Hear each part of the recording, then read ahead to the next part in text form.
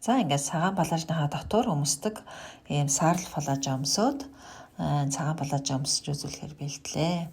За балааж маань ийм урт сул загвартай балааж байгаа.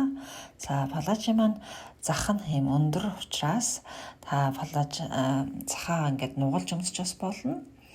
За бас босгож өмсөж болно.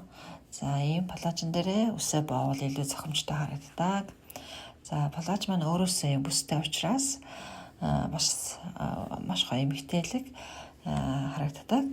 За мөрөн дээр байгаа чимэглэл болон эмэг нүдний шилний металлууд бүгдээрээ өнгө дагаж цагаан өнгөрчрүүл бас гоё харагддаг. За миний хувьд бол цахаа босгоод үсээ задлаад за бүсээ зүүдэггүй. За ингэснээр илүү загварлаг стилтэй харагддаг. Миний хувьд бол за ингээд мэдээж цүнхний маань металл нь бас мөнгөлөг байвал илүү цогцно. За бас дүүхэл маань бас юм байгаа.